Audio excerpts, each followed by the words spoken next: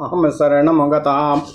अथ श्री अग्नि महापुराण एकोनत्रिंशदधिक-द्विशततमोऽध्यायः।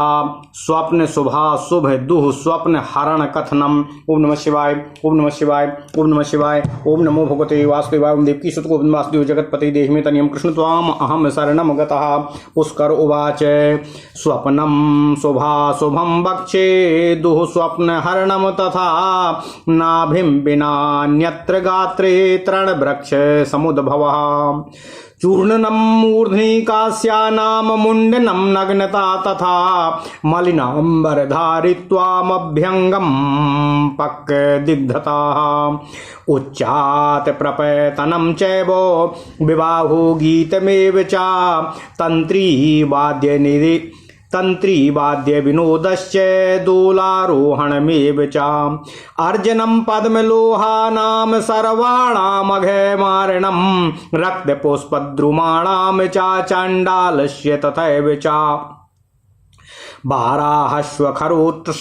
बाराहस्य खरोष्ट्राणां तथा चारोहणक्रियाः भक्षणं पक्षिमांसानां तैलस्य कृशिरस्य च मातुः प्रवेशो जठरे चित्तारोहणमेव च शक्रध्वजाभिपतनं पतनं शशि सूर्ययोः दिव्यान्तरक्षि भौमानामुत्पातानां च दर्शनं देवद्विजाति भूपानां गुरूणां कोश एव च नर्तनं हसनं चैव विवाहो गीतमेव च तंत्री वाद्यविहीनानां वाद्यानामपि वादनं स्तुतो वहा गोधनं स्नानं गोमयवारिणा पक्वोदकेन च तथा मसीतो येन वाप्यथो आलिङ्गनं कुमारीणां पुरुषाणां च मैथुनं वहानिश्चैव स्वगात्राणां विरेको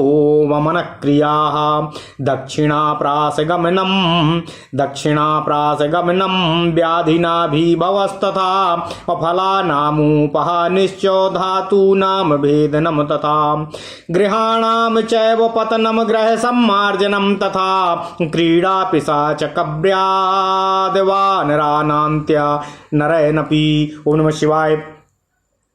परादभिभवश्चैव तस्माच्च व्यसनोद्भवः काषाय वस्त्रधारित्वं तद्वस्त्रकीर्णनं तथा स्नेहपानावगाही च रक्तमाल्यानुलेपनम् इत्यधान्यानि स्वप्नानि तेषां कथनं शुभं भूयश्च स्वापनं तद्वात् कार्यं स्नानं द्विजार्चनं तिलैर्होमो हरिब्रह्मा शिवार्क गणपूजनम् तथा स्तुति प्रापठनं पुंसूक्तादि जपस्तथा स्वप्नास्तु प्रथमे यामे संवत्सरा विपाकिनाः षड्भिर्भासैर्द्वितीये तु त्रिभिर्मासै स्त्रियात्मिकाः चतुर्थे स्वर्धमासेन दशाहारुणगोदयेः एकस्यामथ चैत्रादो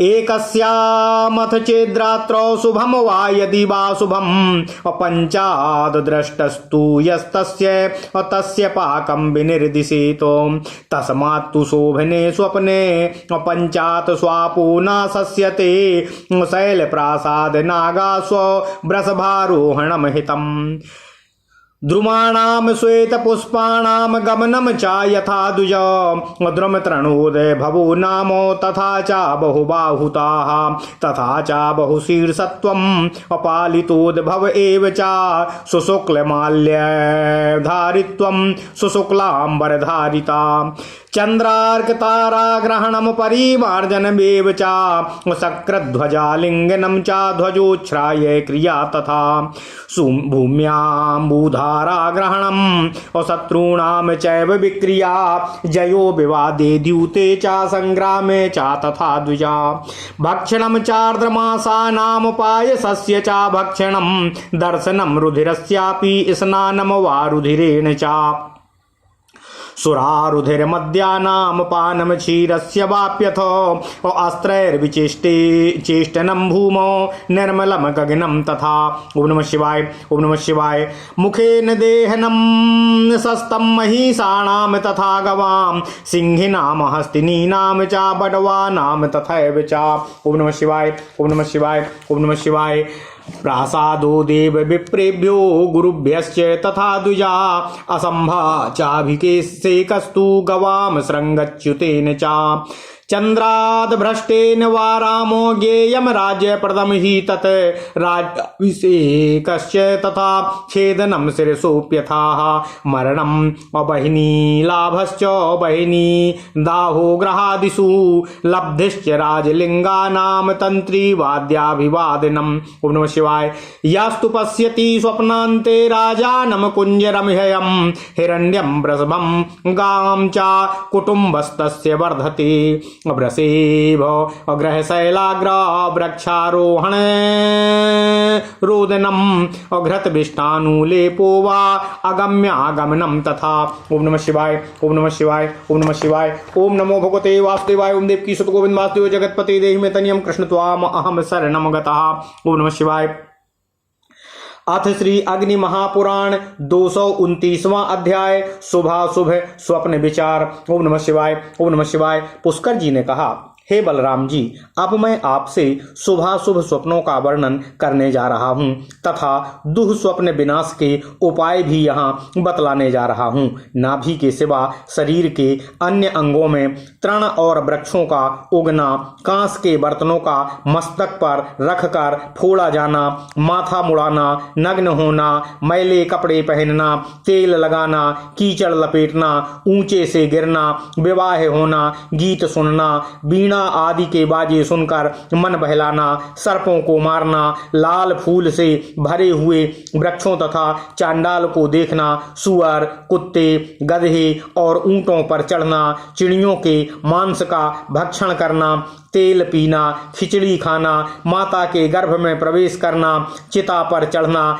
इंद्र के उपलक्ष्य में खड़ी की हुई ध्वजा का टूट पड़ना, सूर्य और चंद्रमा का गिरना, दिव्य अंतरिक्ष और भूलोक में होने वाले उत्पातों का दिखाई देना, देवता, ब्राह्मण, राजा और गुरुओं का कोप युक्त होना, नाचना, हंसना, ब्याह करना, गीत गाना, वीणा के सिवा अन्य तरह के बाजों का स्वयं बजाना, नदी में डूबकर नीचे जाना, गोबर, कीचड़ तथा स्याही मिलाए हुए जल से स्नान करना, कुमारी कन्याओं का आलिंगन करना, पुरुषों एक दूसरे के साथ मैथुन करना, अपने अंगों की हानि, वमन और विरेचन, दक्षिण दिशा की तरफ जाना, रोग से पीड़ित होना, फलों की हानि, पिशाचों, राक्षसों, बानरों तथा चांडाल आदि के साथ खेलना, शत्रु से अपमानित होना, उसकी तरफ से संकट का प्राप्त होना, गेरुआ वस्त्र धारण करना,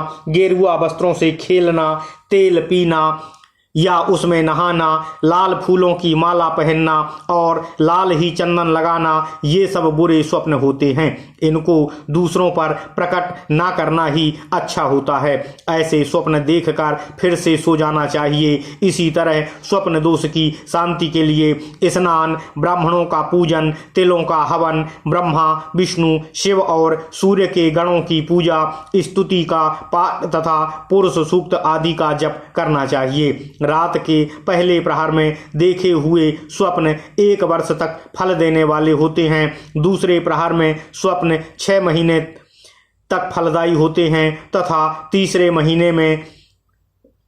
तीसरे प्रहर में 3 महीने में, चौथे प्रहर में 15 दिनों में और अरुणोदय की बेला में देखे हुए स्वप्न 10 ही दिनों के अंदर अपना फल प्रकट करने वाले होते हैं। यदि एक ही रात में शुभ और अशुभ दोनों ही तरह के स्वप्न दिखाई पड़ें तो उनमें जिसका पीछे दर्शन होता है वही फल बतलाना चाहिए। इसलिए शुभ स्वप्न देखने के पश्चात सोना अच्छा नहीं माना जाता है। स्वप्न के पश्चात सोना अच्छा नहीं माना जाता है। स्वप्न में पर्वत, महल, हाथी, घोड़े और बैल पर चढ़ना हितकर होता है।